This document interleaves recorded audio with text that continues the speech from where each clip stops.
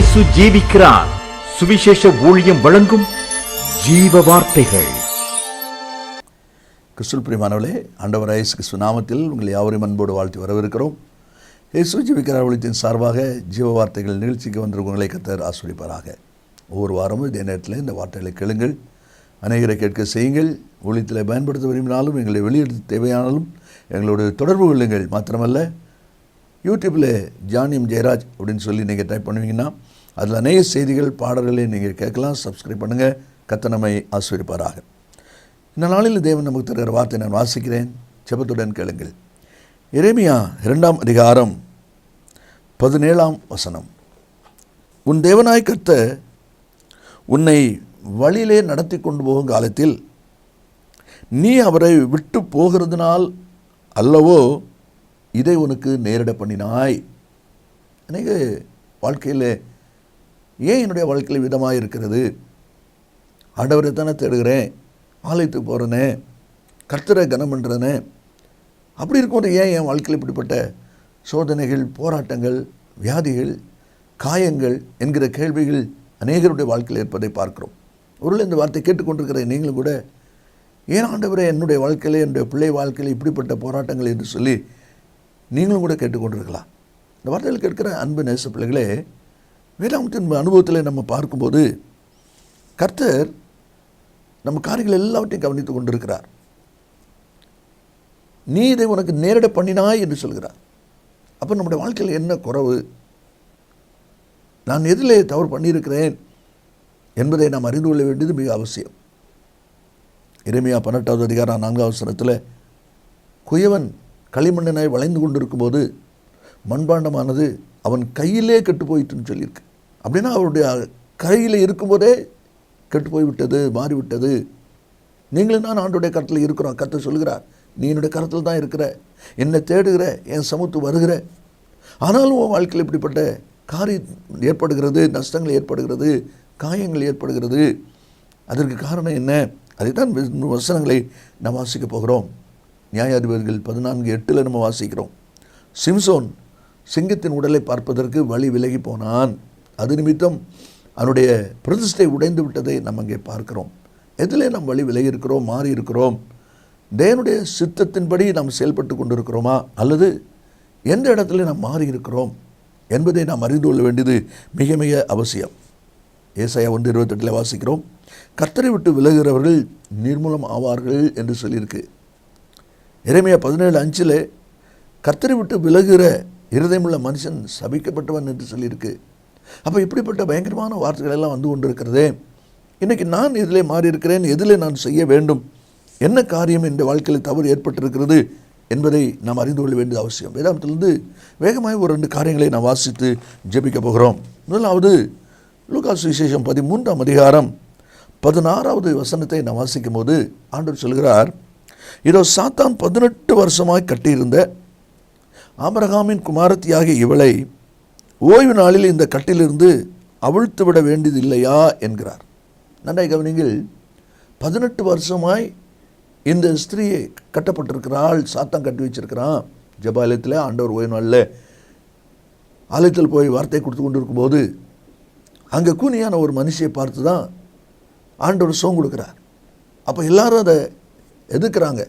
சோமாய்க்குள்ளருக்கு வேறு நாள் இல்லையா, இன்னைக்காக செய்யணும் அப்படின்னு சொல்லி அங்கே இருக்கிற மூப்பர்கள், பெரியவர்கள் பேசுகிற வார்த்தையால் நம்ம வாசிக்கிறோம். ஆனால் ஏன் இவளுக்கு இந்த நிலைமை ஏற்பட்டது? அவளுக்கு வயசு 18 அல்ல, 18 வருஷமாக கூனி. இப்போ இவ்வளோ 30 வயசாக இருந்தால் 48 வயசு. அப்போ எந்த வயசில் பிசாசுக்கு இடம் கொடுத்தாலோ, அசுத்தாவிக்கு இடம் கொடுத்தாலோ, என்னென்றால் சாத்தான் கட்டி வச்சிருக்கிறான் போட்டிருக்கு. அந்த சாத்தானுக்கு இடம் கொடுத்தாலும் அதுக்கு பிறகு அவளுக்கு சரீரத்தில் இந்த வேதனை.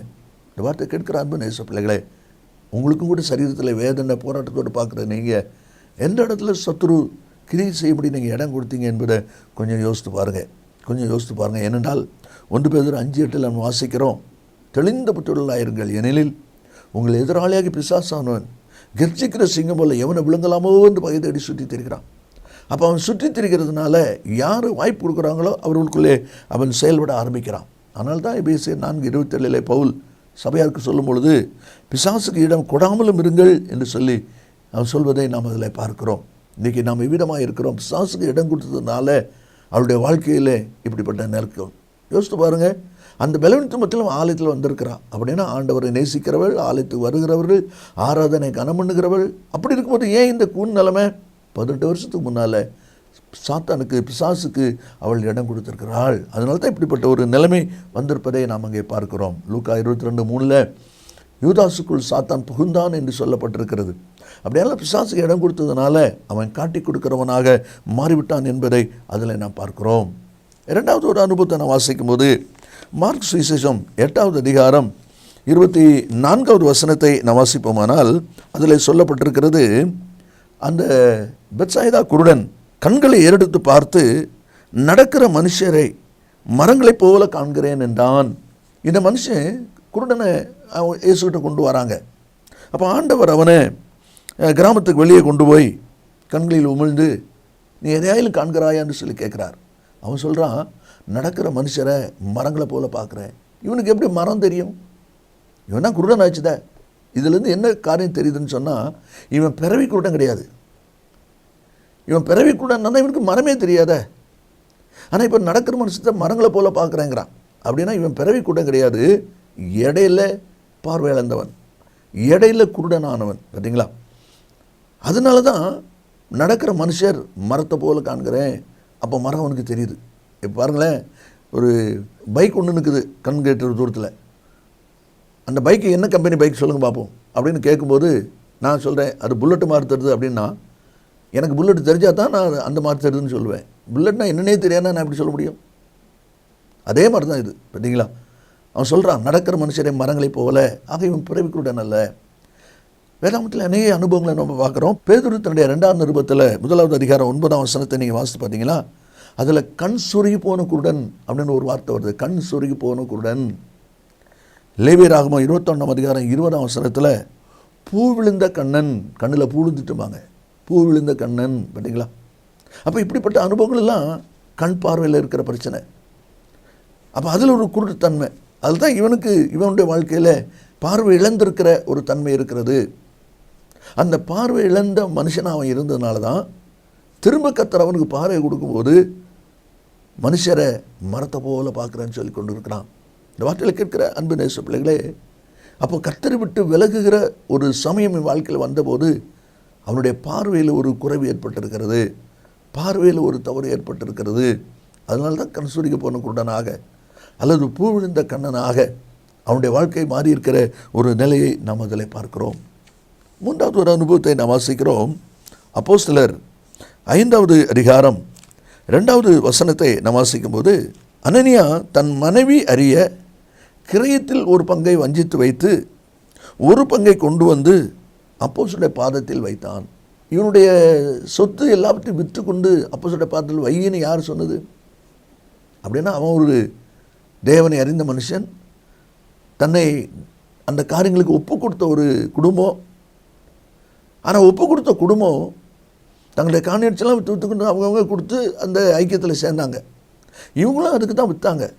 ஆனால் விற்ற பிறகு அந்த பணம் அவங்க கையில் வந்த பிறகு அவங்களுடைய உள்ளத்தில் ஒரு மாற்றம் உண்டாயிட்டது. பார்த்தீங்களா? வசனத்தில் வாசிக்கிறோம், ஒரு பங்கை வஞ்சித்து வைத்து ஒரு பங்கை கொண்டு வந்து கொடுத்தான். பார்த்தீங்களா? அப்போ இதெல்லாம் எப்படி நடக்குது? கையில் இருக்கும்போதே, கர்த்தன் உன்னை நடத்தி கொண்டு போகும் காலத்திலேயே நீ விலகுனதுனால, உன் வழி மாறினதுனால இதை உனக்கு நேரிட பண்ணினாய் என்று சொல்லி அந்த வார்த்தை இருக்கிறதை பார்க்கிறோம். அதனாலே சொல்லப்பட்டிருக்கிறது. நாம் இந்த வசனத்தின் அடிப்படையில் எவ்விதமாக இருக்கிறோம்னு யோசித்து பாருங்கள். தீமோத்தேயுக்கு பவுல் நிருபம் போது 1 தீமோத்தேயு 6:10 பண ஆசை எல்லா தீமைக்கும் வேறாயிருக்கிறது என்று சொல்கிறதை பார்க்கிறோம். யோசுவா 7ஆம் அதிகாரம் 21ஆம் வசனத்தில் நம்ம வாசிக்கும் போது ஆகானை குறித்து வாசிக்கிறோம். பாளையத்தில் தோல்வி வந்தது. ஏன் தோல்வி வந்ததுன்னு சொல்லி ஆள் யாருன்னு பிடிச்சா ஆகான் கிடைச்சான். என்னன்னு சொல்லி விசாரிக்கும் போது அவன் பாளையத்தில் நான் என்னென்ன பொருளெல்லாம் எடுத்து கூடாரத்தில் நான் பதுக்கி வச்சுருக்கிறேங்கிறான்.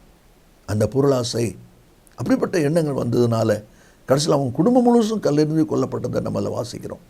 அப்போ இப்படிப்பட்ட நஷ்டங்களும் சேதங்களும் தானாய் வரல, தற்செயலாக வரல, யாரோ ஒரு மூலம் வரல. அதனால தான் அந்த வசனத்தில் வாசிக்கிறோம், நீ உனக்கு நேரிட பண்ணினாய் என்று சொல்லி இருக்கிறது. வழி விலகுனால் அல்லவோ, வழி மாறினால் அல்லவோ, இதை உனக்கு நேரிட பண்ணினாய். அதை தான் நம்ம இந்த வசனத்தில் வாசிக்கிறோம். ஒரு பகுதியை வஞ்சிச்சு வச்சதுனால நீ ஏன் இப்படி போய் சொல்கிறேன்னு சொல்லி பின்னால் பேதுரு அவன்கிட்ட சொல்கிறதை நம்ம அதை பார்க்குறோம். அதை விற்கிறதுக்கு போதும் விற்கிறதுக்கு முன்னாலேயும் அந்த கிரையம் உன் கையில் இல்லையா? பரிசுத்த ஆவியினிடத்தில் நீ போய் சொல்லுங்க துணிர் கொண்டது என்ன? அப்படியே கீழே விழுந்து செத்து போனான். மனைவி வந்தால் அவளும் அதே மாதிரி விழுந்து செத்து போனான். என்ன பயங்கரமான ஒரு சம்பவம் பாருங்கள். இதுக்கு காரணம் என்ன? அந்த பணத்தின் மேல் உள்ள ஆசை, அதன் மேல் உள்ள அந்த பொருளாசையினுடைய ஒரு தன்மை அவங்களுக்கு வந்ததுனால அப்படிப்பட்ட ஒரு அழிவை அவர்கள் சந்திக்கிறதை பார்க்கிறோம். இந்த வார்த்தையில் கேட்கிற அன்பு தேச பிள்ளைகளே, கர்த்தர் நடத்தி கொண்டு போகிற பாதையிலே நாம் எவ்விதமாய் ஓடிக்கொண்டிருக்கிறோம் என்பதை சற்று நிதானித்து பாருங்கள். கடைசியாக நாம் வாசிக்கிறோம் யோனா புத்தகம் 1வது அதிகாரம் 17வது வசனத்தை நாம் வாசிக்கும் போது, யோனாவை விழுங்கும்படி ஒரு பெரிய மீனை கர்த்தர் ஆயத்தப்படுத்தியிருந்தார். அந்த மீன் வயிற்றிலே யோனா ராப்பகல் 3 நாள் இருந்தான் என்று நம்மளை வாசிக்கிறோம். நன்றை கவனிங்க, யோனா மீன் வயிற்றில் இருக்க வேண்டியவன் அல்ல. அவன் தீர்க்கதரிசி. நினைவை குறித்து கர்த்தர் எச்சரிக்கை சொல்றதுனால அவன் நினைவுக்கு போக வேண்டியவன். ஆனால் அதே சமயத்தில் அவன் வழி மாறி தர்சிஸுக்கு போக ஆயத்தப்பட்டதுனால இப்போது மீன் வயிற்றில் உட்காந்துட்ருக்கிறான். பாருங்கள், யோசித்து பாருங்கள். அப்போ போகிற வழியில் தேவன் கொடுத்த வழி வேறு, அவன் போகிற வழி வேறு. அது நிமித்தம் இப்படிப்பட்ட ஒரு மீன் வயிற்றுக்குள்ள ஆப்பிட்டு கொண்டான். இன்றைக்கி வார்த்தை கேட்கிற அன்பு நேச பிள்ளைகளே, நீங்கள் போகிற பாதை தேவன் நியமித்த பாதை தானா? நீங்கள் செய்கிற ஊழியம் தேவன் உங்களுக்கு கொடுத்த ஊழியம் தானா? நீங்கள் நடத்துகிற ஒவ்வொரு காரியமும் கர்த்தர் உங்களிடத்திலே சொல்லி செய்கிற காரியமா? இல்லை உங்களுடைய மனதில் ஏவப்பட்டு உங்கள் மனசில் அப்படிப்பட்ட ஒரு எண்ணங்கள் உருவாகி அது நிமித்தம் நீங்கள் செய்து கொண்டிருக்கீங்களா? தேவன் என்ற ஒரு காற்று சொல்வாரானால் அது தேவனிடத்திலிருந்து பாதுகாப்பு உள்ளதாக இருக்கும், தேவனுடைய ஆலோசனை உள்ளதாக இருக்கும், தேவன் தேவைகளை சந்திக்கிறதா இருக்கும். நீங்கள் யாரிடத்திலும் போய் கேட்க வேண்டியது, யாரிடத்திலையும் போய் கலெக்ஷன் பண்ண வேண்டியது இருக்கவே இருக்காது. ஏனென்றால் கர்த்தர் அதை செய்ய சொன்னால் அதனுடைய தேவைகளை சந்திக்கிறவர், அதனுடைய காரியங்களை நிறைவேற்றுகிறவர் அவர். கண்டிப்பாக அவர் செய்வார். அதுதான் நம்ம வாசிக்கிறோம். 17வது வசனத்தை நாம் வாசிக்கும் போது, யோனாவை விழுங்கும்படி ஒரு பெரிய மீனை கர்த்தர் ஆயத்தப்படுத்தியிருந்தார். அந்த மீன் வயிற்றிலே யோனா ராப்பகல் 3 நாள் இருந்தான் என்று நம்மளை வாசிக்கிறோம். மீன் வயிற்றுக்குள் போய் உட்கார்ந்துருக்கிறான்.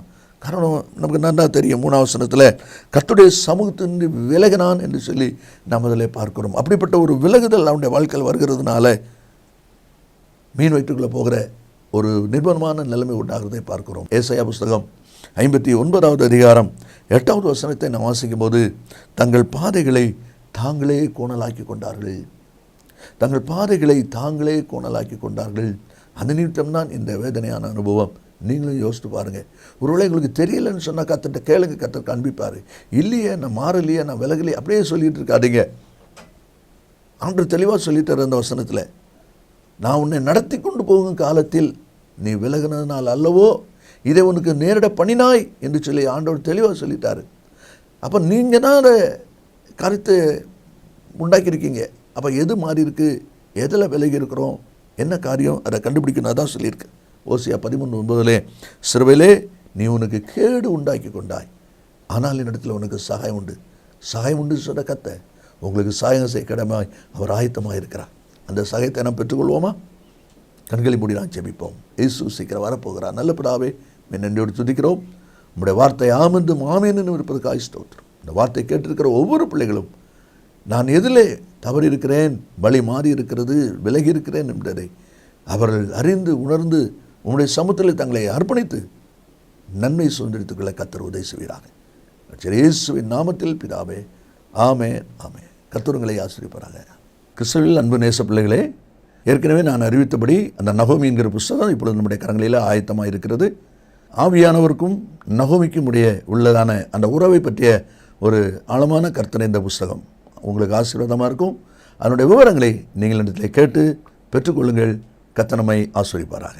ஆமென். மேலும் விவரங்களுக்கும் உங்கள் ஜெப தேவைகளுக்கும் நீங்கள் எங்களோடு தொடர்பு கொள்ள வேண்டிய முகவரி, ஜீசஸ் லிவ்ஸ் காஸ்பல் மினிஸ்ட்ரீஸ், சகோதரர் John M Jeyaraj, 123A Dohnavur road, Mavadi, Nellai மாவட்டம், தென்னிந்தியா 627107.